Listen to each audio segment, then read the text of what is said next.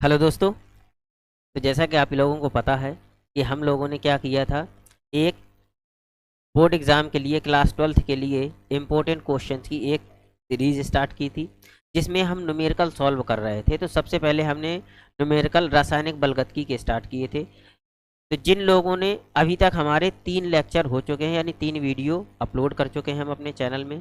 Channel का नाम है टीचिंग बाय अखिलेश सर। ठीक है, तो टीचिंग बाय अखिलेश सर वाले चैनल में आप लोग देखिएगा।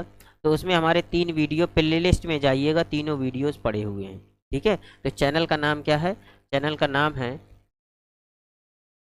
Teaching bye Akhilesh sir.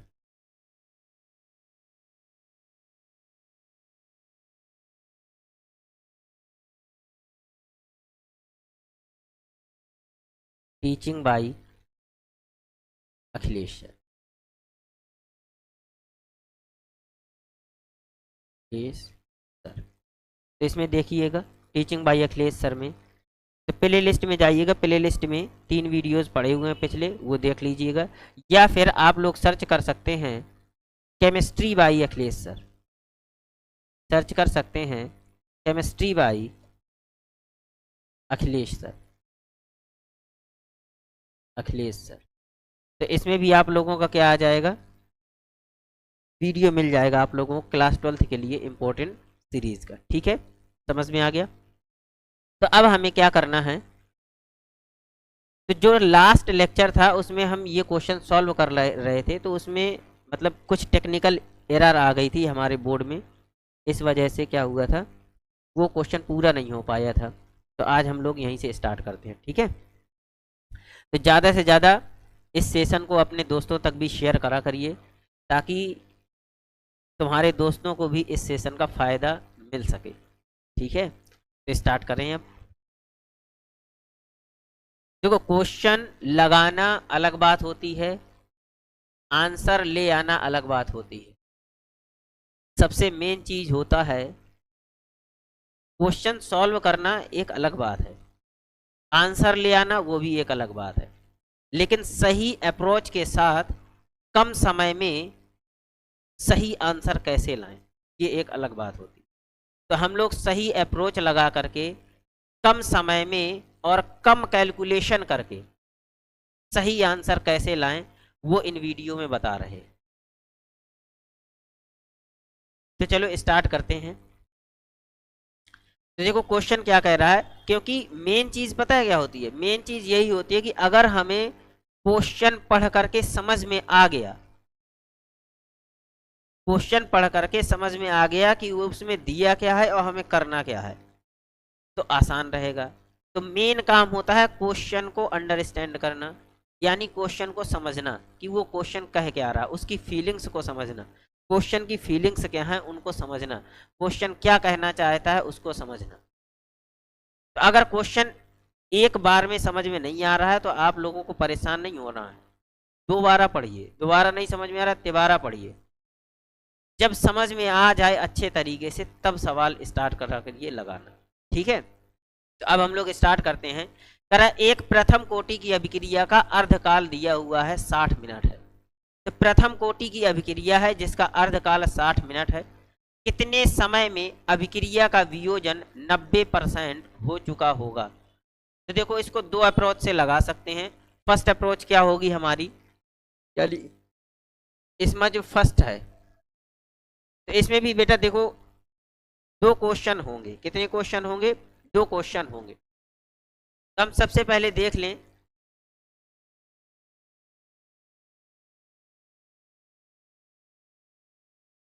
First क्या है।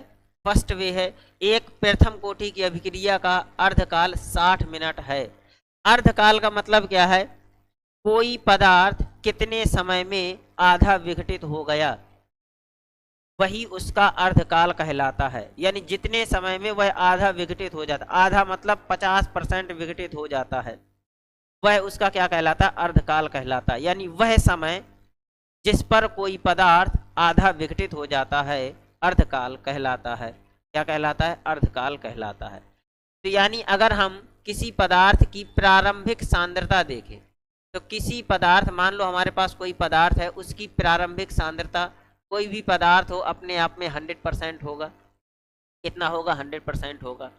कह रहा है आधा अर्धकाल का मतलब क्या है कि वह 60 मिनट में, कितने मिनट में? 60 मिनट में टी बराबर 60 मिनट, 60 मिनट में आधा विघटित हो जाता है। तो आधा विघटित का मतलब क्या है कि अर्धकाल 60 मिनट है, तो 60 मिनट में आधा विघटित होने का मतलब है कि जो एक्स की मात्रा है वो कितनी है? 50% है। और जो प्रारंभिक सांद्रता होती है उसे हम ए कहते हैं। क्या कहते हैं? ए कहते हैं। और जो अंतिम सांद्रता है, तो अंतिम सांद्रता को क्या कहते हैं? ए माइनस एक्स कहते हैं। क्या कहते हैं? ए माइनस एक्स। तो अंतिम सांद्रता कितनी बची होगी? 100 में 50 को अगर हम माइनस कर दें तो 50% बची होगी। ये हमारी अंतिम सांद्रता होगी। अब देखो यहां तक क्वेश्चन कंप्लीट हो गया। आगे कह रहा कितने समय में, सेकंड क्वेश्चन, सेकंड टाइप क्या कह रहा है कि कितने समय में अभिक्रिया का वियोजन 90% हो चुका होगा। यानी इसमें हमें के की जरूरत पड़ेगी, हमारे पास के नहीं है। तो मान लो प्रारंभ में 100% था। कितना था? 100% था। अब वो कह रहा कितने समय में, यानी टी पूछ रहा है। क्या पूछ रहा है? टी पूछ रहा है कितने समय में 90% वियोजित हो चुका होगा। यानी एक्स की मात्रा 90% है, तो बची हुई मात्रा कितनी बचेगी? 10%। कितनी बचेगी? 10%। तो अब बस कुछ नहीं, हमारे पास यहाँ भी के नहीं है, तो हमें ये देखना है कि जब भी हमें निकालना क्या है? कितने समय में।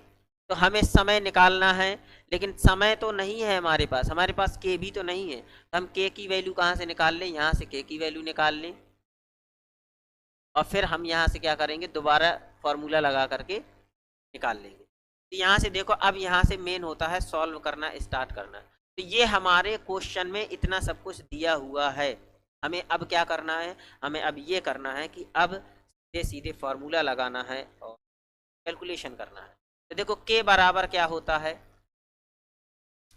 के बराबर होता है 2.303 बटे टी। इसको T1 मान लो और इसको T2 मान लो। T1 की जगह टी हाफ भी मान सकते हैं क्योंकि अर्धकाल दिया हुआ है, तो T1 की जगह टी हाफ भी मान सकते हैं, कोई दिक्कत नहीं होगी। यहाँ T1 मान ले, इंटू लॉग, तो लॉग ए अपॉन ए माइनस एक्स हो जाएगा। क्या हो जाएगा? लॉग ए अपॉन ए माइनस एक्स। तो के इक्वल्स टू क्या हो जाएगा?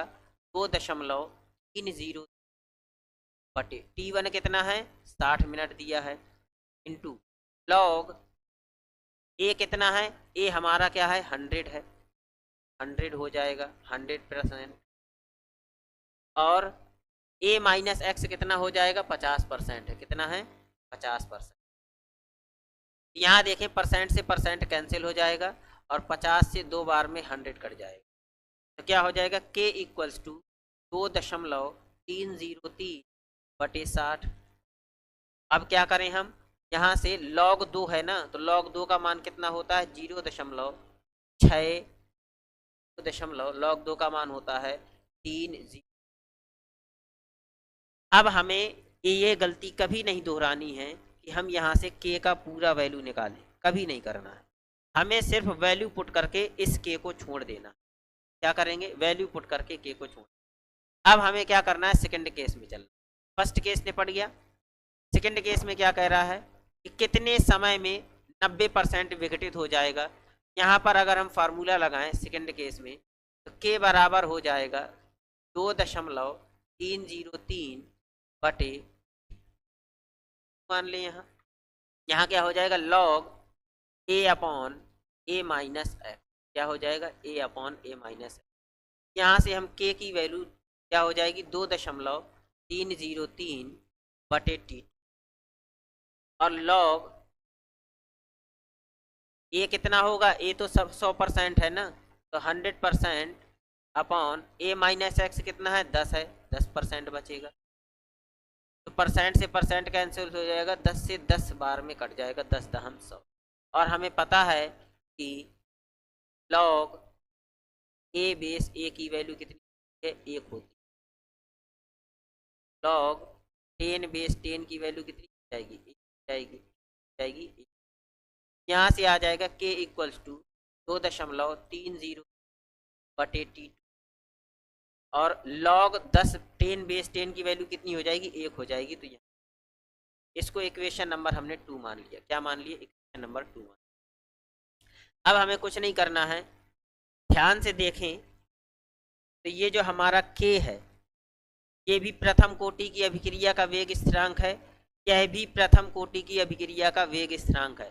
दोनों प्रथम कोटि की अभिक्रिया के वेग स्थिरांक हैं, तो क्या हम दोनों को कंपेयर नहीं करा सकते हैं। तो हम लिखेंगे समीकरण समीकरण एक बराबर, क्या किया हमने, समीकरण, या फिर तुम एक की वैल्यू 2 में रख दो, k की वैल्यू इसमें पुट कर दो तो T2 का मान निकल आएगा। तो हम वही कर रहे हैं, क्योंकि दोनों के हैं, अब प्रथम कोटि के लिए हैं तो दोनों को हम बराबर कर सकते हैं। तो दोनों को हम क्या करते हैं, बराबर कर दें। जब दोनों को बराबर करेंगे तो यहाँ से आ जाएगा, देखो पहला क्या हो जाएगा, यानी यहाँ से हमारा आ जाएगा 2.30 बटे 60 हो गया, और गुणे 2.3 बराबर, यहाँ पर क्या आ जाएगा, यहाँ पर है 2.3 बटे, अब यहाँ से देखें तो इसको 2.30 से ये कैंसिल आउट हो जाएगा, क्या हो गया, कैंसिल हो गया। और हमारा यहाँ पर क्या हो जाएगा, देखो क्रॉस मल्टीप्लाई करेंगे हो जाएगा T.310 बराबर 60, क्या हो जाएगा, 60 हो जाएगा। तो T2 बराबर हो जाएगा 60 बटे 2 अब देखो 4 अंक बाद दशमलव है, 4 जीरो बढ़ा लो, 1 2 4 जीरो बढ़ा लिए। यहाँ पर अगर हम देखें, ध्यान से देखो, तो क्या हम इसको 3000 नहीं मान सकते हैं, ऊपर कितना है, 5 जीरो हैं, और नीचे क्या है 3 लगा के इसको हम जीरो मान ले, 3000 मान ले, क्या मान ले, 3000 मान ले। जब इसको 3000 मानेंगे तो 3 जीरो से 3 जीरो कैंसिल हो गया, और 3 दूना 6, यानी 200 आ गया, क्या आ गया, 200 मिनट आ जाएंगे, क्या आ जाएंगे, टी बराबर 200 मिनट आ गया। तो चाहो तो 200 मिनट रख दो आंसर, क्या करें, चाहो तो 200 मिनट आंसर रख दो तो भी हमारा सही है।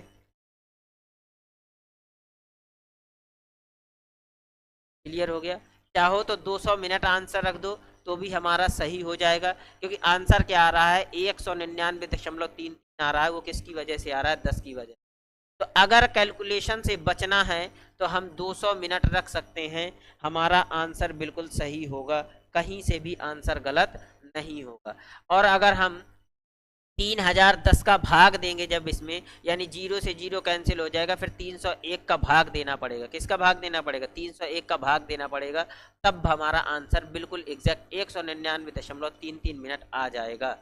तो अब अगर हम यह करके देखो, जैसे जीरो से जीरो कैंसिल आउट कर दिया, यहाँ क्या बचेगा, टी बचा, और T2 का वैल्यू कितना हो जाएगा, 4 जीरो लगा लो, हो गया 4 जीरो, अब बटे 301 हो गया, क्या हो गया, 301।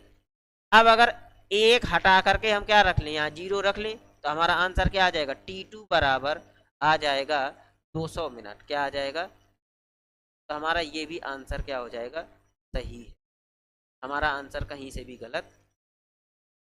और 301 का अगर भाग कर दो तो एग्जैक्ट आंसर यही आ जाएगा, कोई समस्या नहीं होगी। समझ में आ गया, ठीक है। तो अगला क्वेश्चन, इसका स्क्रीनशॉट ले लो। अगला क्वेश्चन देखो, अगला क्वेश्चन क्या हो जाएगा,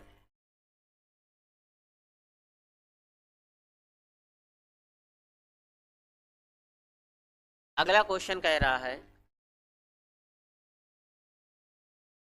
अगर तुम लोग, सबसे देखो मेन चीज ये है, इन सवालों में कैलकुलेशन बहुत तगड़ा है, और अगर आप लोग कैलकुलेशन में फंस गए तो आंसर तो आने से रहा, समय जाएगा वो अलग, मूड खराब होगा वो अलग। तो कोशिश ये करना है कि हमें इन सवालों में कैलकुलेशन से बचना है, जितना कम कैलकुलेशन हो जाए, जितनी ज़्यादा से ज़्यादा संख्या हम क्या कर सके, काट सके, उतना ज़्यादा से ज़्यादा कैलकुलेशन से हमें बचना है इन सवालों में, रासायनिक बल। ठीक है, तो सवाल क्या कह रहा है, सवाल कह रहा है कि एक प्रथम कोटि की अभिक्रिया में 5 मिनट में सांद्रता 0.6 मोल प्रति लीटर से 0.2 मोल प्रति लीटर हो जाती है। वेग स्थिरांक की गणना करो। हो जाती है, अब यहाँ देखो वो ये नहीं कह रहा कि विघटित हो जाती है, हो जाती है। तो अगर ये कह देता विघटित हो जाती है तो बची हुई मात्रा हम घटा करके निकालते हैं, यानी प्रारंभिक सांद्रता में विघटन की मात्रा या विघटित हुई मात्रा घटा देते हैं तो अंतिम सांद्रता मिलती है। यहाँ हमें क्या कह रहा है, यहाँ हमें कह रहा है कि 0.6 मोल प्रति लीटर से 0.2 मोल प्रति लीटर हो जाती है। हो जाने का मतलब क्या है कि इतनी थी पहले, अब बाद में कितनी बची, अंतिम सांद्रता इतनी बची। तो कह रहा है वेग स्थिरांक ज्ञात करो, तो बस निकाल लेंगे। तो प्रारंभिक सांद्रता क्या है, बस हमें यही समझना होता है, मेन हमारा सवालों में यही है। सबसे ज्यादा गलती सवालों में हमारी होती है कि जो विघटित मात्रा दी हुई है या अंतिम सांद्रता दी हुई है। तो अगर आप लोगों को ये पकड़ में आ गया कि ये विघटित मात्रा दी है या अंतिम सांद्रता दी है तो सवाल आप लोग सॉल्व कर ले जाओगे। तो यहाँ क्या कह रहा है, प्रथम कोटि की अभिक्रिया में 5 मिनट में प्रारंभिक सांद्रता 0.6 मोल प्रति लीटर से 0.2 मोल हो जाती है। हो जाने का ये नहीं कह रहा कि विघटित हो जाती है, वो कह रहा है इतनी हो जाती है। इसका मतलब है ये अंतिम सांद्रता हो गई और ये प्रारंभिक सांद्रता हो गई। तो प्रारंभिक सांद्रता कितनी है, प्रारंभिक सांद्रता को हम किससे लिखते हैं, ए से लिखते हैं। 0.6 है, 0.6 से कितने मिनट में, 5 मिनट में, कितने मिनट में, टी बराबर 5 मिनट। 5 मिनट में कितनी हो जाती है, 0.2 मोल हो जाती है, यानी यह अंतिम सांद्रता हो गई। क्या हो गई, अंतिम सांद्रता हो गई, अंतिम सांद्रता हो गई। समझ में आ गया। अंतिम सांद्रता को हम किससे लिखते हैं, ए माइनस एक्स से लिखते हैं। कह रहा वेग स्थिरांक निकालो, क्या कह रहा है, वेग स्थिरांक हमें निकालना है। तो बस वेग स्थिरांक निकाल लो। के बराबर क्या होता है, के बराबर, के बराबर 2.303 बटे टी लॉग ए अपॉन ए माइनस बेस 10। तो के इक्वल्स टू हो जाएगा 2.303 बटे टी कितना है, 5 मिनट है, लॉग ए कितना है, 0.6 है, और ए माइनस एक्स कितना है, 0.2 है। ये ए माइनस एक्स है और ये हमारा ए है, बेस 10 हो जाएगा। तो के इक्वल्स टू क्या हो जाएगा, 2.303 बटे 5 लॉग, अब यहाँ से देखो इसको डिवाइड कर दो। तो जब इसको डिवाइड करेंगे तो 2 3 जा 6, 3 बार में डिवाइड हो गया, 3 बेस लॉग 10 हो गया। अब लॉग 3 की वैल्यू हम रख दें यहाँ। तो लॉग 3 की वैल्यू होती है के इक्वल्स टू 2.303।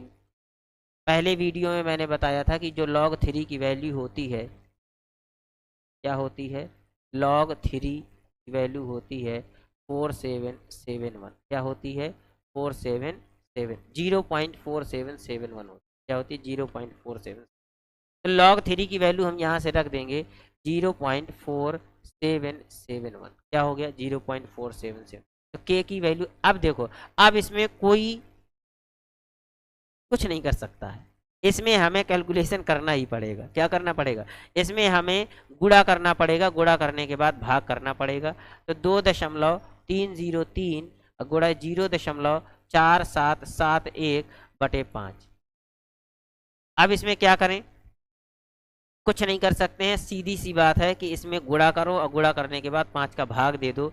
तो जो आंसर आएगा हमारा वो आंसर आ जाएगा 0.219। ये हमारा आंसर आ जाएगा। क्या आ जाएगा, ये हमारा, समझ में आ गया। तो आप लोग कैलकुलेशन कर लीजिएगा, क्योंकि कैलकुलेशन करने में समय व्यर्थ में बर्बाद हो जाएगा। ठीक है, तो आप लोग कैलकुलेशन कर लीजिएगा। आंसर क्या आएगा, 0 ना आए तो बता दीजिएगा, मैं दोबारा बता दूँ, कमेंट करके बता दीजिए। ठीक है, समझ में आ गया, किसी को कोई समस्या नहीं होनी चाहिए। ठीक है, तो अगला क्वेश्चन देखो।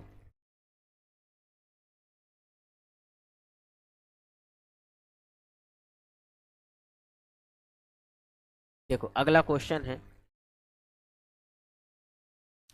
इस क्वेश्चन को अभी रहने नहीं, चलो कर रही है क्या रहने, कोई दिक्कत, थोड़ा कैलकुलेशन ही तो ज़्यादा है, इस क्वेश्चन कर लेंगे। ठीक है, देखो ये आया हुआ क्वेश्चन है, कितने नंबर का आया है, 4 नंबर में आया हुआ क्वेश्चन है ये एग्जाम में। तो एग्जाम में आया हुआ क्वेश्चन है, और जितने अभी तक करा दिए हैं बेटा, हर एक क्वेश्चन एग्जाम में आया हुआ है, कोई ऐसा क्वेश्चन नहीं है जो एग्जाम में ना आया हो। और जितने क्वेश्चन करवा रहे हैं, मेरी कोशिश रहेगी कि पूरे पूरे उनमें से एक भी क्वेश्चन बाहर ना जाए, आएगा तो उन्हीं में से कोई एक क्वेश्चन आ जाएगा, क्योंकि एक क्वेश्चन तो आना ही आना है। तो जितने क्वेश्चन यहाँ करवा रहे हैं, सबसे पहले उनकी प्रैक्टिस भरपूर कर लेना, ठीक है, क्योंकि उससे बाहर कुछ नहीं जाने वाला है। तो देखो क्वेश्चन आया हुआ है, कह रहा किसी अभिक्रिया के वेग पर ताप का प्रभाव होता है, किसी अभिक्रिया के वेग पर ताप का यानी क्या प्रभाव होगा। तो ये तो डेफिनीशन है, ये आप लोग पढ़ लीजिएगा कि ताप बढ़ाएंगे तो वेग, अभिक्रिया का वेग बढ़ेगा या घटेगा।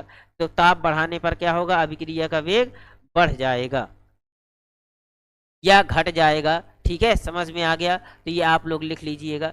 फिर कह रहा है प्रथम कोटि की अभिक्रिया की, प्रथम कोटि की अभिक्रिया 10 मिनट में 20% पूर्ण होती है, तो अभिक्रिया के 80% पूर्ण होने में कितना समय लगेगा, हमें गणना करना है। ये क्वेश्चन देखो आया हुआ क्वेश्चन है एग्जाम में, ठीक है, और 4 नंबर में आया है, 3 नंबर का ये न्यूमेरिकल है, 1 नंबर की ये हमें प्रभाव बताना है। क्या बताना है, 1 नंबर में प्रभाव बताना है। ऑब्वियस सी बात है कि किसी अभिक्रिया का अगर हम तापमान बढ़ाएंगे तो उसका वेग क्या हो जाएगा, बढ़ जाएगा।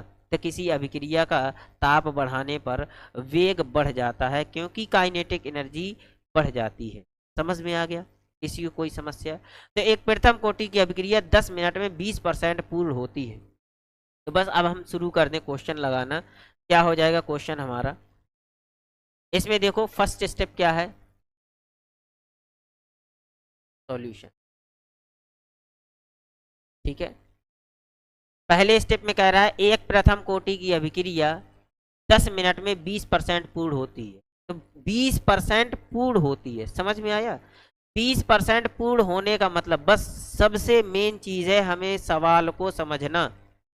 तो कह रहा है 20% पूर्ण हो जाती है, तो 20% अगर पूर्ण हुई तो बची कितनी, 80% बची, क्योंकि प्रारंभ में कोई भी पदार्थ हो वो कितना होता है, 100% होता है। तो 100% में से 20% पूर्ण हो गई, तो बची कितनी, 80% बची। यानी a माइनस एक्स अंतिम सांद्रता क्या है, 80% है। ये जो पूर्ण हुई है वो 20% x की मात्रा है। किसकी मात्रा है, x की मात्रा है। तो अगर हम यहाँ देखें प्रारंभिक सांद्रता हमारी क्या होगी, प्रारंभिक सांद्रता यानी a की वैल्यू 100% होगी। कितनी होगी, 100% होगी। सबके समझ में आ रहा है, 100% होगी। ठीक है, अब अगर हम देख लें तो 20 मिनट में, कितने मिनट में, t बराबर 10 मिनट, 10 मिनट दिया है बेटा, t बराबर 10 मिनट में ये जो विघटित मात्रा है क्या है, ये जो विघटित मात्रा है, विघटित मात्रा यानी x, तो विघटित मात्रा कितनी है x, 20% यानी पूर्ण हो जाती है। तो कह रहा है तो a माइनस एक्स कितनी बचेगी, यानी अंतिम सांद्रता, अंतिम सांद्रता कह दो या अंतिम मात्रा कह दो, अंतिम सांद्रता। तो अंतिम सांद्रता क्या होती है, a माइनस एक्स होती है। ये कितनी बचेगी, 100 में से 20 क्या हो गई, विघटित हो गई, तो 80 बचेगी। क्या बचेगी, 80 बचेगी। तो यहाँ पर कितनी बची, 80% बची हुई है। कितनी बची, 80%। तो यहाँ से हमें क्या निकाल, हमारे पास k नहीं है, यहाँ से हम k की वैल्यू निकाल लेंगे। सेकेंड स्टेप क्या कह रहा है, सेकेंड स्टेप में कह रहा है, यहाँ तक देखो हो गई, यहाँ तक ये कंप्लीट हो गया। इसके बाद अभिक्रिया के 80% पूर्ण होने में लगने वाले समय की गणना करो। तो अभिक्रिया के 80% यानी पहले कितनी थी, 100%। अब 80% पूर्ण होने का मतलब है कि 80% पूर्ण हो गई, तो बचेगा कितना, बचेगा 20%। क्या हो गया, 20% बचेगा। तो 20% बचने में लगने वाले समय की गणना करनी है, कितने समय में तो हमारे पास यहाँ पर वेग स्थिरांक भी नहीं है। क्या नहीं है? वेग स्थिरांक नहीं। तो देखो दो वेरिएबल हमारे पास नहीं है। अगर हमें टी निकालना है, इससे क्या निकालना है? टी निकालना है, तो हमें के की जरूरत पड़ेगी। हम के की वैल्यू किससे निकालेंगे? ये फर्स्ट इक्वेशन से निकालेंगे। किससे निकालेंगे? First equation. तो क्या करें हम? के, तो फर्स्ट केस में क्या हो जाएगा? के इक्वल्स टू 2.303। चाहो तो इसको K1 मान लो, इसको K2 मान लो, लेकिन दोनों अभिक्रिया किसके लिए हैं? इसको K1 मानो, इसको K2 ना मानो, क्योंकि प्रथम कोटि की अभिक्रिया है, दोनों के बराबर होंगे, बाद में बराबर कर देंगे, आंसर आ जाएगा। तो इसको हमने T1 माना, इसको हमने T2। समय अलग अलग होगा, जबकि के दोनों के लिए बराबर होगा, क्योंकि प्रथम कोटि की अभिक्रिया है और एक ही यौगिक के लिए है, इसीलिए क्या होगा? के दोनों का वेग स्थिरांक बराबर होगा। तो 2.303 बटे T1 हो जाएगा log a upon a minus x base 10 हो जाएगा। तो k इक्वल्स टू हो जाएगा 2.303। T1 कितना है? 10 मिनट है। log 10, a कितना है? a हमारा 100 है और a माइनस एक्स कितना है? 80 है। कितना है? 80 है। तो यहाँ से k की वैल्यू आ जाएगी 2.303 बटे 10। log 0 से 0 कैंसिल हो गया, 2 चौको 8 हो गया और 2 पंचे 10 हो गया, यानी log 5/4 हो गया। क्या हो गया? 5/4। अब अगर हम यहाँ देखें तो एक चीज नोट कर लेना कि log m upon n equals to log m minus log n होता है। क्या होता है? log m minus log n होता है। समझ में आ गया? क्या होता है? log m minus. तो अब हम यहाँ क्या है? हमारा m बटे n ही है, तो k इक्वल्स टू हो जाएगा 2.303 बटे 10। यहाँ पर हो जाएगा log 5 base 10 minus log 4 base 10। क्या हो जाएगा? log 4 base. समझ में आ गया? इसको नोट कर लो, इसको मैं मिटाने जा रहा हूँ, इसको पहले नोट कर लो, ठीक है? जल्दी नोट कर लो।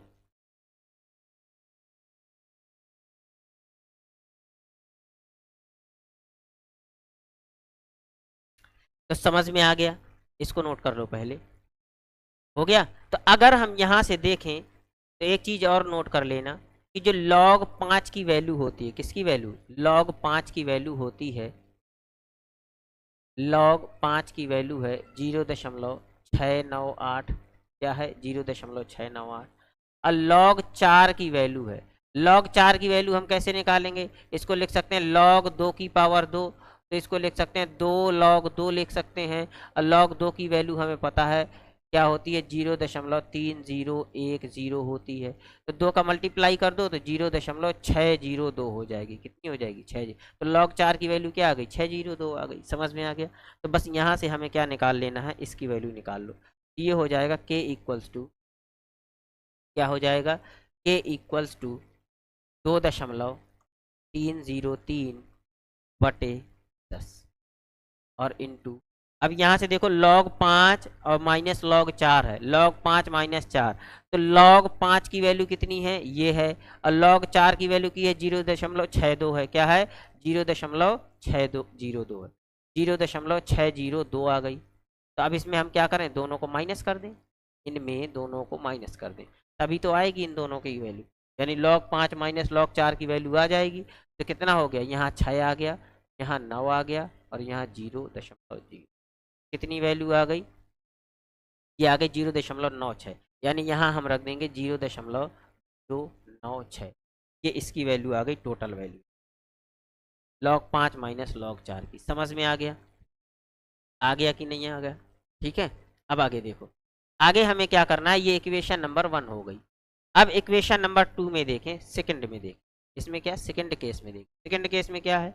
यही है, k इक्वल टू 2.303 बटे, यहाँ पर क्या हो जाएगा? T2 निकालना है हमें। क्या निकालना है? T2 निकालना है। T1 की वैल्यू दी थी, हमें T2 निकालना है। इंटू log a कितना है? log a हमारा 100 होगा। कितना होगा? log a हमारा 100 होगा। और upon log a minus x कितना है? a माइनस एक्स 20 है, यहाँ पर 20 हो जाएगा। क्या हो जाएगा? 20 हो जाएगा। समझ में आ गया ना? समझ आ रहा है? तो 2.303 बटे T2 क्या हो जाएगा? T2 हो जाएगा। अब यहाँ से 20 पंचे 100 हो गया। क्या हो गया? 20 पंचे 100 हो गया। तो गुणे, अब ये बताओ log 5 की वैल्यू अभी बताई थी क्या होती है? log 5 की वैल्यू होती है 0.698। क्या होती है? 0.698 होती है। समझ में आ गया? 0.698 होगी log 5 की वैल्यू। तो अब यहाँ से हम क्या करें? अब देखो ध्यान से, ये भी इसको इक्वेशन नंबर 2 मान लो। क्या मान लो? इसको इक्वेशन नंबर 2 मान ले। तो ये भी, ये के हमारा प्रथम कोटि के लिए है और ये भी प्रथम कोटि के लिए एक ही अभिक्रिया है। तो दोनों अभिक्रियाओं का जो यानी एक ही अभिक्रिया के लिए वेग स्थिरांक तो क्या होगा? बराबर होगा। तो दोनों को कंपेयर कर दो। तो यहाँ से हो जाएगा समीकरण 1 बराबर 2 से। यहाँ लिखेंगे समीकरण 1 बराबर, तो जब दोनों को हम क्या करते हैं? बराबर कर दें। तो दोनों को बराबर करो, ये हो जाएगा, यहाँ पर हो जाएगा 2.303 बटे 2 हो जाएगा और गुणे 0.096 बराबर, यहाँ पर आ जाएगा 2.303। अगर तुम लोगों ने कैलकुलेशन किया और कैलकुलेशन के चक्कर में फंस गए तो बहुत ज़्यादा फंस जाओगे। हम कोशिश करेंगे कि कम से कम कैलकुलेशन करना हो। क्या करना हो? क्योंकि इसमें जो संख्या दी हुई है ना, संख्या बहुत ही अटपटी दी हुई होती है। तो संख्या अटपटी है इसलिए कैलकुलेशन भी अटपटा होगा। इसलिए इससे ये हमारा कैंसिल हो गया। T2 यहाँ जाएगा और ये यहाँ जाएगा। एक बार लिख लो, 0.096 बटे 10 बराबर 0.698 बटे T2। तो T2 बराबर हो जाएगा, इसको यहाँ ले जाओ, इसको यहाँ ले जाओ, क्रॉस मल्टीप्लाई कर दो। जब क्रॉस मल्टीप्लाई करेंगे तो T2 बराबर, या फिर एक स्टेप और बढ़ा लो तुम चाहो तो, यहाँ हो जाएगा T2 गुणे 0.96 0.096 गुणे 0.698 गुणे 10 हो जाएगा। हो गया? तो T2, अरे यार यहाँ पर क्या हो जाएगा? T2 बराबर T2 गुणे 0.096 बराबर 0.698 गुणे 10 हो जाएगा और T2 बराबर 0.698 गुणे 10 बटे 0.96 हो जाएगा। तो दशमलव से दशमलव कैंसिल हो जाएगा। तो T2 बराबर क्या आ गया? T2 बराबर आ जाएगा 698 बटे 96। तो इसका जब भाग दोगे तो आंसर आ जाएगा 72 दशमलव समथिंग आ जाएगा। क्या आ जाएगा?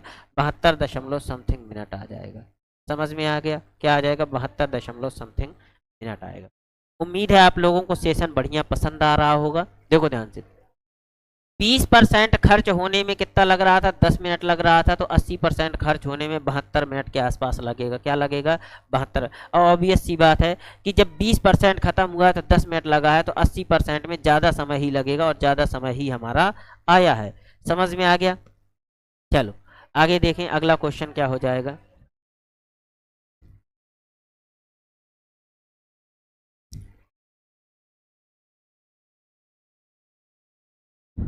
तो देखो अगला क्वेश्चन देखते हैं। अगला क्वेश्चन है,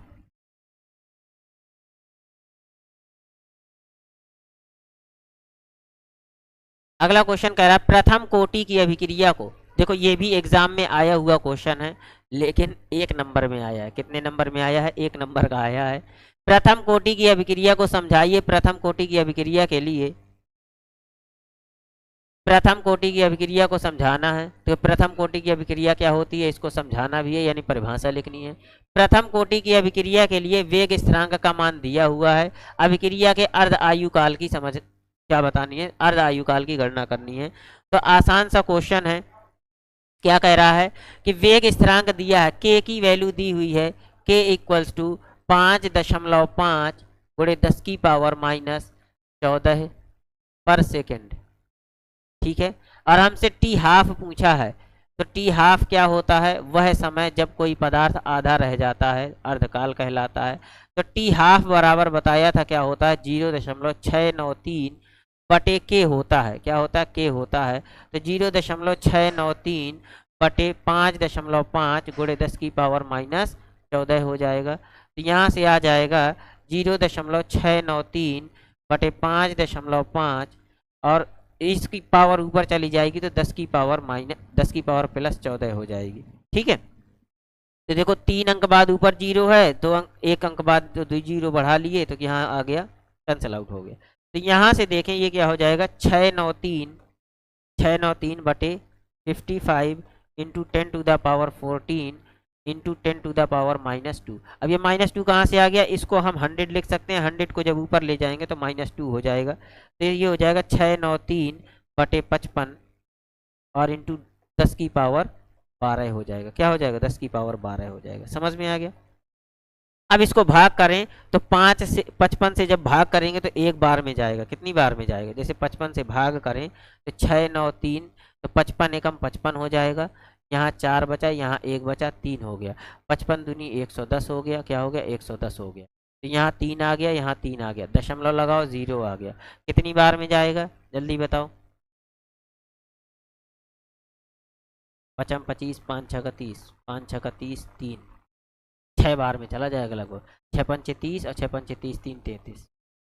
कितनी बार में चला गया, तो ये आ जाएगा 12.6 गुणे 10⁻12 हो जाएगा। क्या हो जाएगा, 10⁻12 हो जाएगा। तो या तो ये आंसर रख दो या एक अंक और खिसका लो, इसका क्या कर लो, एक अंक और खिसका लो। तो 1 और 2 6 गुणे 10⁻13 टी है ना, टी ही निकालना है। तो क्या समझ में आ गया, किसी को कोई समस्या परेशानी।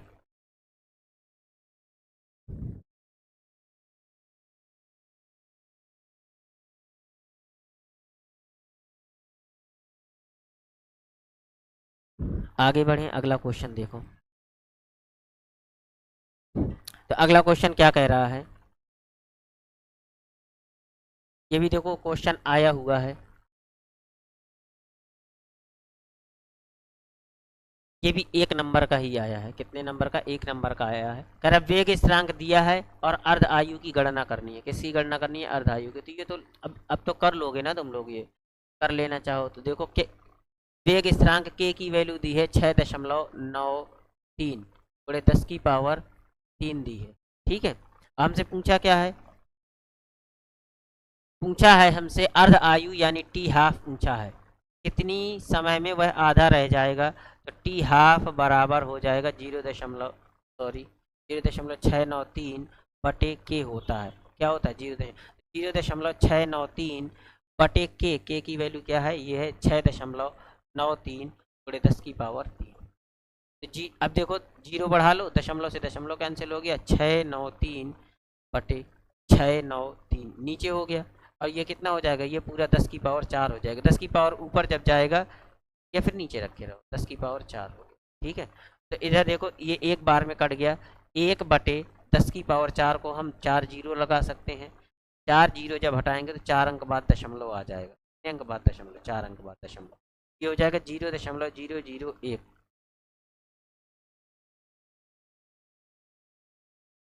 एक क्या हो जाएगा, किसमें दिया, मिनट में, तो मिनट हो जाएगा। टी हाफ कितना हो जाएगा, इसका टी हाफ हो जाएगा 0.0। क्लियर हो गया, समझ में आ गया, किसी को कोई परेशानी समस्या दुख दर्द। अगला क्वेश्चन,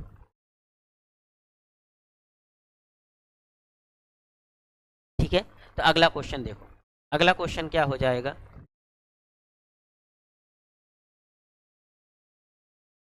देखो ये भी क्वेश्चन आया हुआ है। क्वेश्चन 3 नंबर में आया है। कितने नंबर में, 3 नंबर में आया। कह रहा प्रथम कोटि की अभिक्रिया 100 मिनट पश्चात, कोई प्रथम कोटि की अभिक्रिया 100 मिनट के बाद किसी पदार्थ का सांद्रण अपने प्रारंभिक सांद्रण 99% विघटित हो जाता है। कितना विघटित हो जाता है, 99% विघटित हो जाता है। अब ध्यान से देखो, इसमें कह रहा विघटित हो जाता है, तो विघटित हो जाने का मतलब समझते हैं आप लोग क्या होता है। विघटित हो जाने का मतलब है कि x की वैल्यू दी हुई है, बची हुई मात्रा कितनी होगी, 1%। 100 में से 99% विघटित हो गया, 1% बची है। यानी प्रारंभिक सांद्रता कितनी दी हुई है, प्रारंभिक सांद्रता दी हुई है 100%। अरे कोई भी पदार्थ अपने आप में 100% होता है। अब क्या करें, 99 यानी ये ए है, एक्स कितनी है, 99% विघटित हो गई। कितनी, 100 मिनट में। कितने में, 100 मिनट में यानी टी की वैल्यू कितनी है, 100 मिनट है। 100 मिनट में कितनी विघटित हो गई, 99% विघटित हो गई। तो a माइनस एक्स की वैल्यू कितनी हो जाएगी, 100 में ए 99 चला गया, 1% बची। हमसे टी कितना दिया है, 100 दिया है। के पूछ रहा है वेग स्थिरांक की गणना करो। किसकी पूछ रहा है, वेग स्थिरांक। बस आंसर। तो वेग स्थिरांक निकाल लो, के इक्वल्स टू क्या हो जाएगा, 2.303 बटे टी कितना दिया है, 100 दिया है, 100 मिनट हो गया। लॉग ए बटे ए माइनस एक्स होता है, ए कितना है, 100% है, और ए माइनस एक्स है 1%, तो परसेंट से परसेंट कैंसिल हो गया, यहाँ 100 आ जाएगा। क्या आ जाएगा, 100 आ जाएगा। तो के बराबर 2.303 बटे 100 आ गया।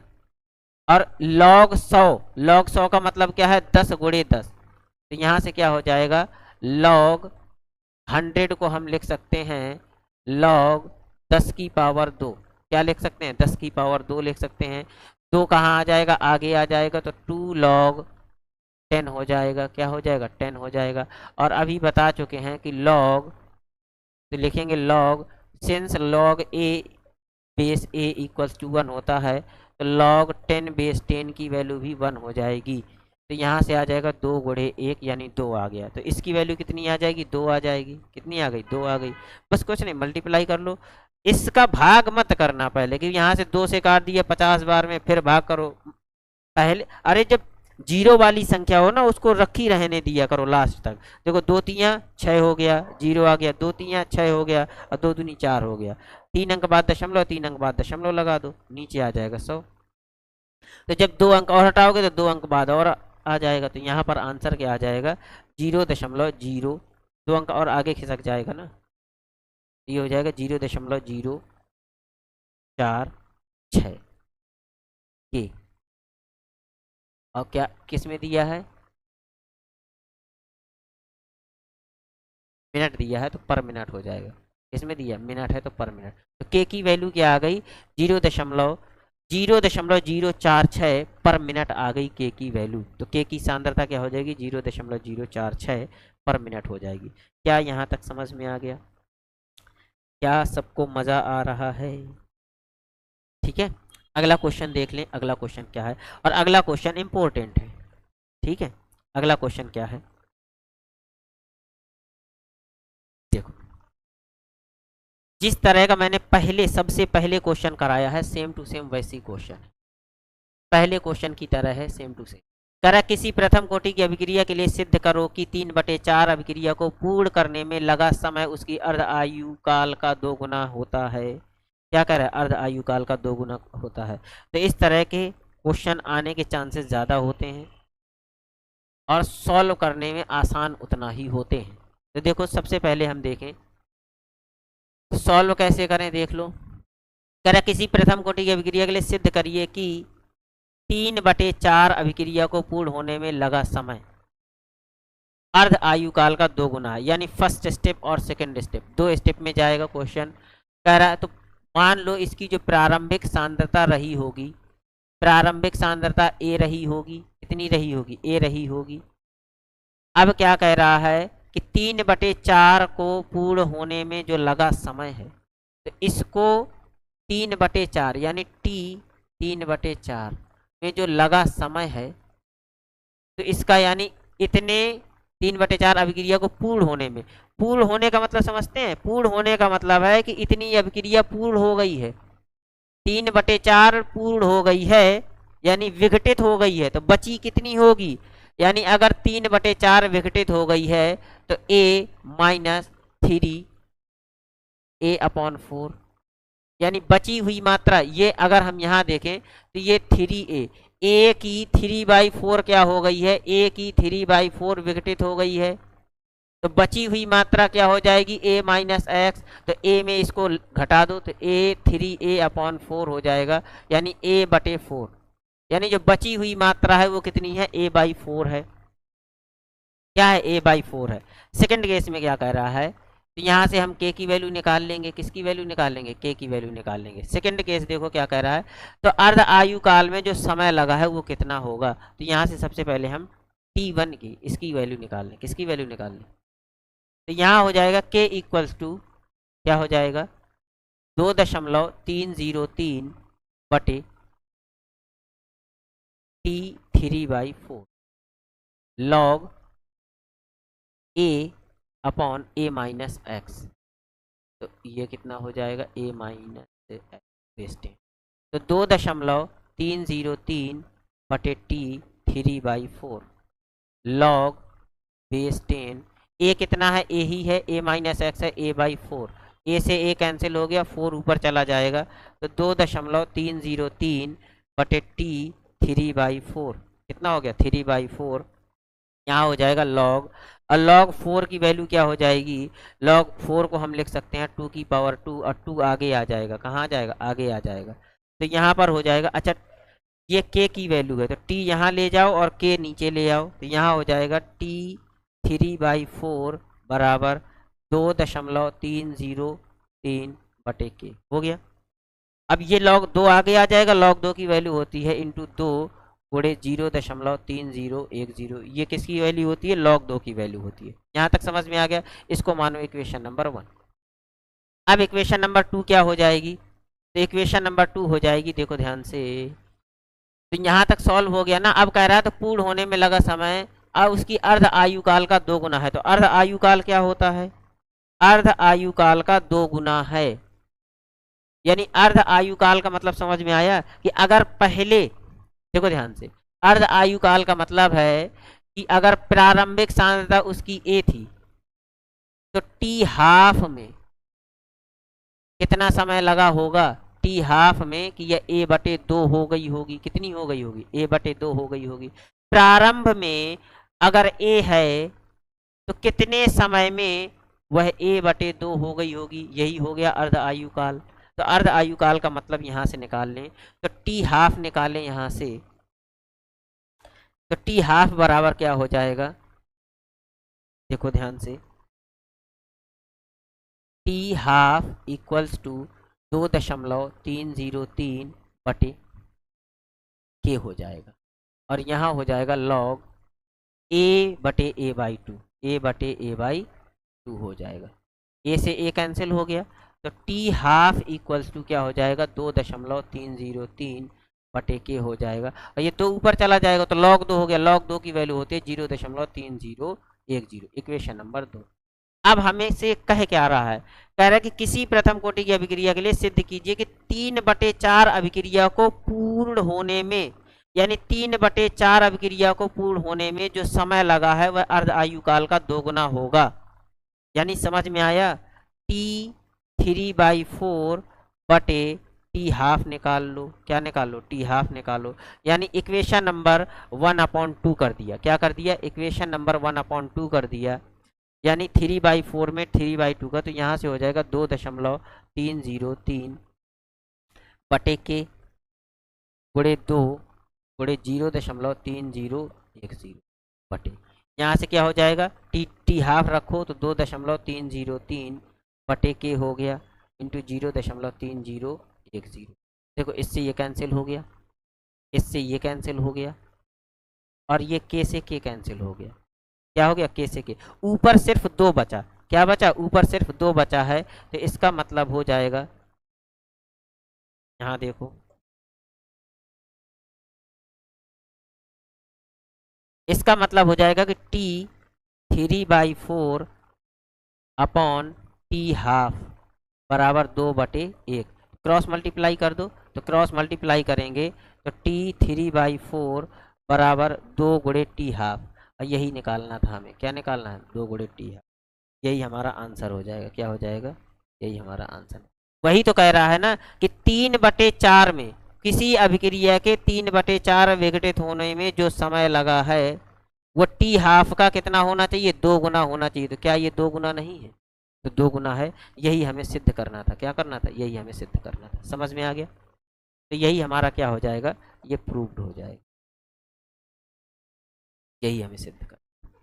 तो उम्मीद है आप लोगों को बेहतरीन मज़ा आ रही होगी, ठीक है, सबको समझ में आ रहा होगा। तो ये हमारा लास्ट क्वेश्चन था, और अगर कुछ इंपॉर्टेंट क्वेश्चन मिलते हैं तो मैं करवा दूंगा। वैसे मेरी कोशिश है कि जितने क्वेश्चन करवा दिए हैं उनमें से ये क्वेश्चन लास्ट क्वेश्चन है। प्रथम कोटि की अभिक्रिया से आप क्या समझते हैं? एक प्रथम कोटि अभिक्रिया को प्रारंभ में इतने 5 मिनट में कितने हो जाती है, कितना समय लगेगा, ये आप लोग खुद से कर लीजिएगा। अगर ना बने, क्योंकि सेम क्वेश्चन करवा चुका हूँ, क्या करवा चुका हूँ, सेम क्वेश्चन करवा चुका हूँ, इसलिए अगर ना बने तो बता दीजिए कमेंट में, मैं इसको, ठीक है। 3 नंबर में आया हुआ क्वेश्चन है, यानी 2 नंबर में न्यूमेरिकल आया है, 1 नंबर में प्रथम कोटि। समझ में आ गया? तो इस तरह का क्वेश्चन मैं करवा चुका हूँ। बन जाए तो ठीक है, ना बनेगा तो आप लोग कमेंट कर दीजिए, मैं बता दूंगा, ठीक है। समझ में आ गया? तो अब मिलते हैं। तो इस चैप्टर के सारे न्यूमेरिकल खत्म हो गए हैं। क्या हो गए? केमिकल काइनेटिक्स, रासायनिक बलगति के जो मोस्टली इंपॉर्टेंट हैं, वो सारे के सारे क्वेश्चन खत्म हो गए हैं। ज़्यादा से ज़्यादा प्रैक्टिस करिए, इन्हीं क्वेश्चनों को बार बार लगाइए, नए क्वेश्चनों की प्रैक्टिस मत करिए, ठीक है। क्योंकि उम्मीद है इन्हीं क्वेश्चनों में से कोई एक क्वेश्चन तुम लोगों के एग्जाम में फंस, ठीक है, इससे बाहर नहीं जाएगा। तो इन्हीं क्वेश्चनों की प्रैक्टिस कर लीजिए, और इतने क्वेश्चन बहुत हैं। अब एक चीज़ हमेशा याद रखिएगा कि क्वेश्चन, केमिस्ट्री के क्वेश्चन में डिजिट होता है, डिजिट सेम टू सेम आएगा तो सेम डिजिट आएगा, नहीं आएगा तो, ठीक है। मिलते हैं